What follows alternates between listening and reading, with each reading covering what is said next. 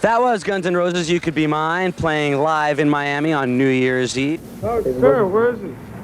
This is the Howard Stern show, man. How's it going? I know Howard Stern. Yeah. I'm John, man. Yeah? Yeah, man. How's it going? Hey. Ask you a question? Do you know his sister's name? You mean Robin? Yeah. Yeah, you know her? Yeah. I work for the show. Okay. Okay, good. Are you a Jew? What? You a Jew? Am I a Jew? Yeah. If I was, it wouldn't matter. Why? Oh no, I was just asking, you know. I mean, you know, will you be working the Jewish holidays? Shut up. Right. Hey, Howard. Me. Ooh. Whoa. Wow. We used to be friends. Yeah, John, you ruined that relationship. Oh, yeah. And how long does it take you to get ready for this kind of a thing? About, I don't know, an hour. I just put my hair in hot rollers and slap some makeup on. I don't really go to much trouble. How long does it take you to get ready for this kind of thing? About 5 minutes. Takes us about 4 hours to... The backpack is kind of like Linus with his blanket. I need my backpack everywhere I go. Did you pick this out yourself? To go against the grain, how I'm really like, I went to Gianni Versace in Milan and I bought this. Yes. I'm wearing Versace too. Oh, wow. So... Yeah, we're twins.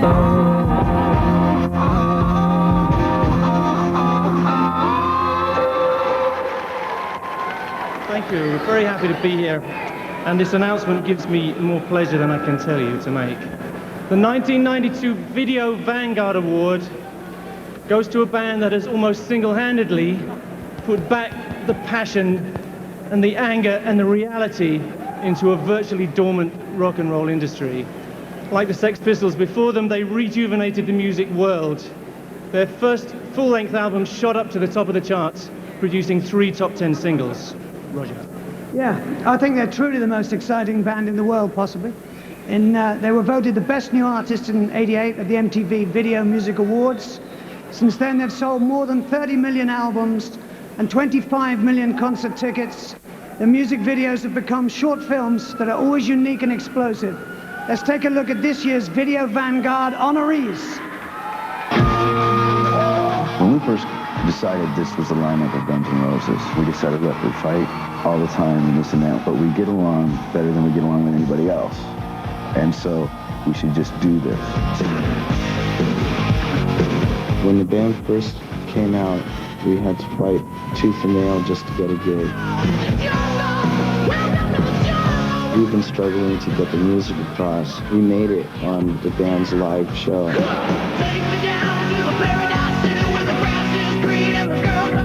We got used to, like, as the Eagles would say, everything all the time. That's what got us signed. That's what got us on top of things. Then you got to a point where you go, wait a minute, I'm starting to self-destruct. It's starting to tear up my life. We had to learn how to work together again.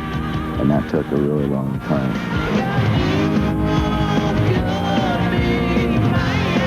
We brought that friendship back together. Live performance in helicopters. Yeah, it's very self-indulgent, extremely self-indulgent.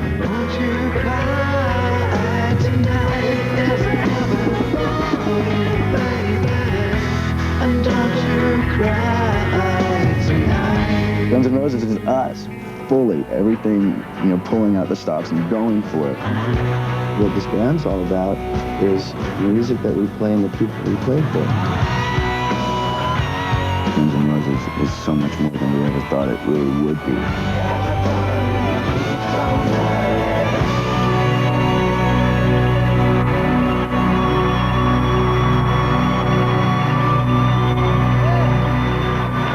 Ladies and gentlemen, Dizzy, Matt, Duff, Gilby, Slash, Axl, Guns N' Roses!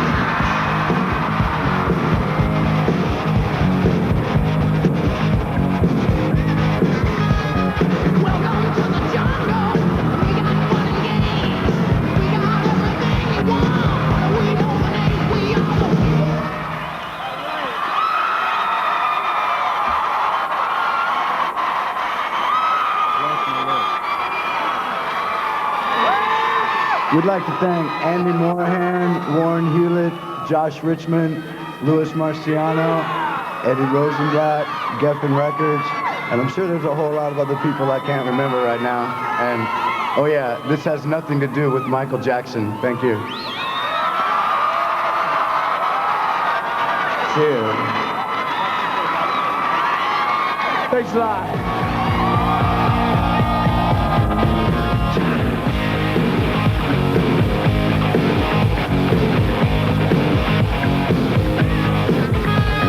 Ever since we started, we've been aiming at, we wanted our second major album, we wanted a headlining tour, and to do it right.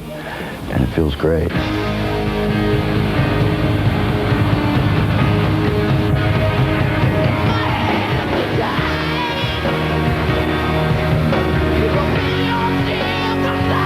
You were originally employed when they approached you to join this group. What, did they just ring you up and say, hey, come on over here? Originally, I was just going to go in and do the record, and then go back to the Cult, stay with the Cult. And then, as soon as a couple weeks of rehearsals went by, I went to a barbecue at Slash's, and he proposed a question to me.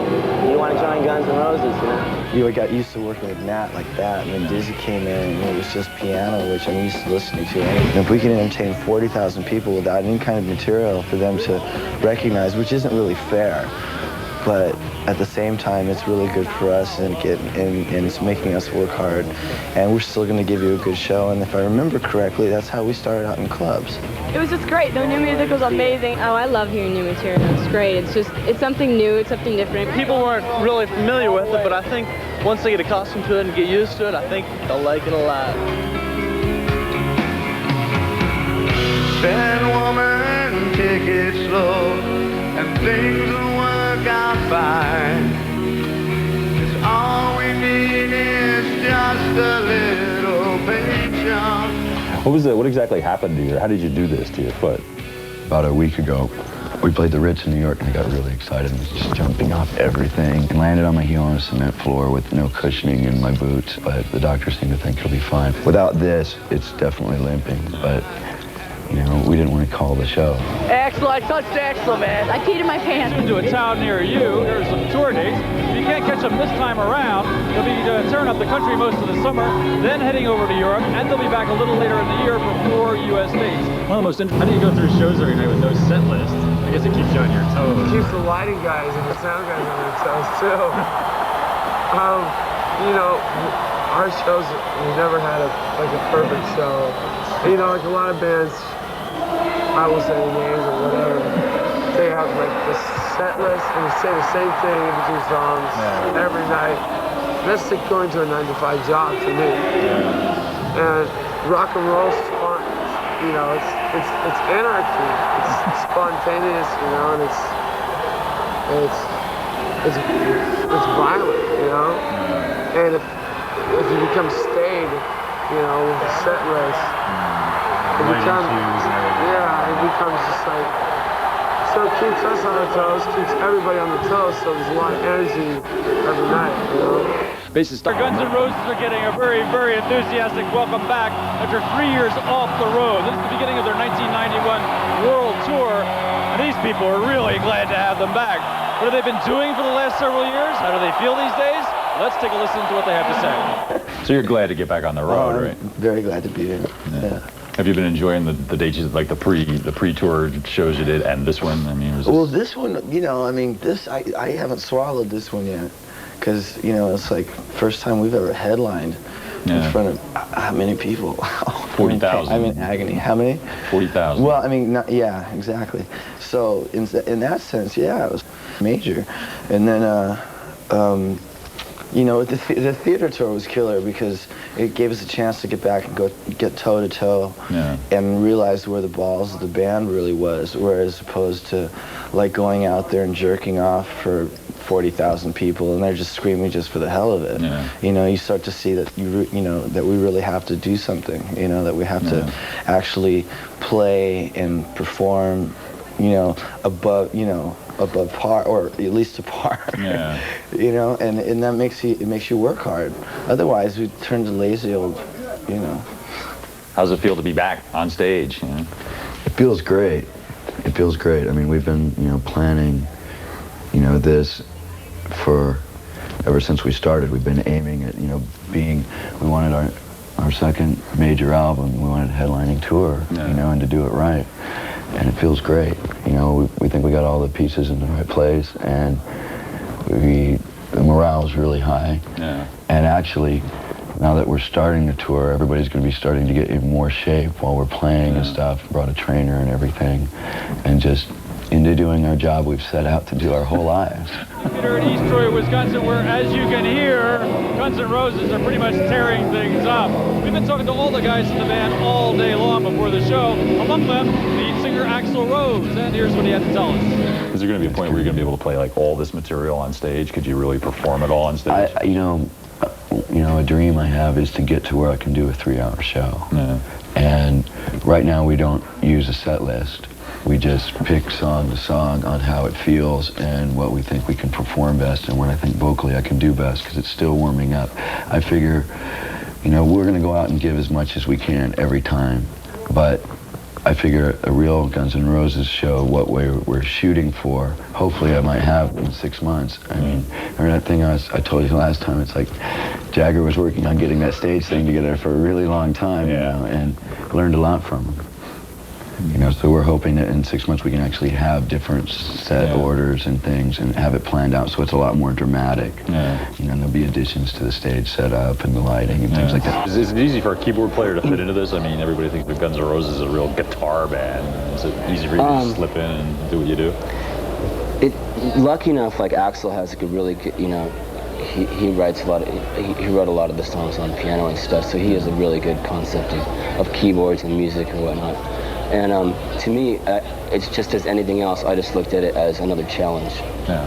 And it's like, if I can pull this off, I can damn well do anything.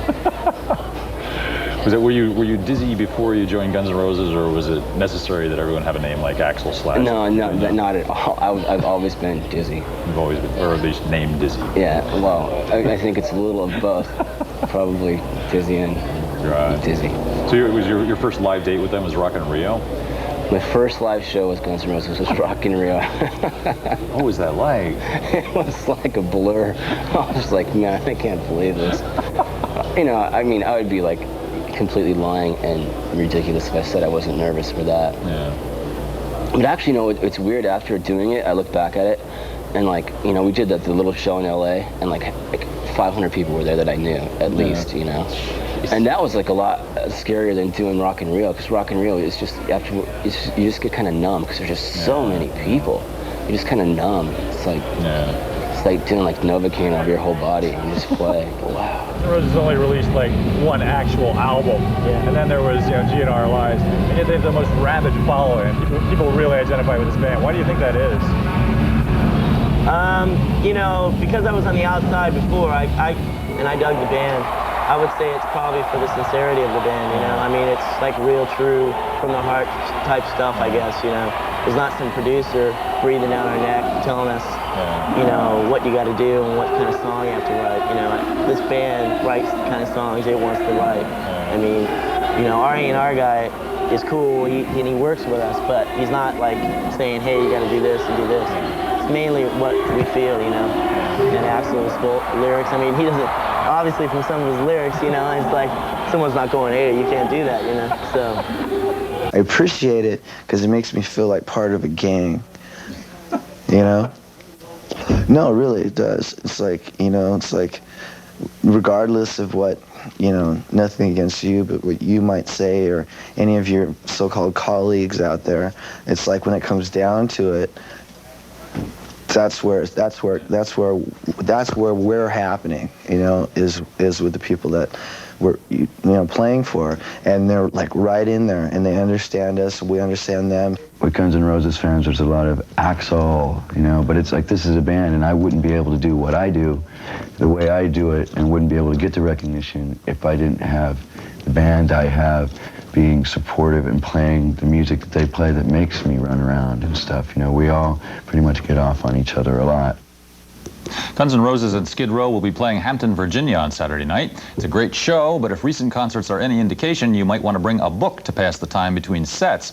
At the New York show on Monday night, for example, Skid Row completed its set at 8:30, but Guns N' Roses didn't arrive on stage until almost 11 o'clock. Axl Rose greeted the long-suffering crowd with a harangue about the media and blamed the delay on a photo session the group had done in Manhattan with star photographer Herb Ritts for an upcoming cover story in Rolling Stone magazine.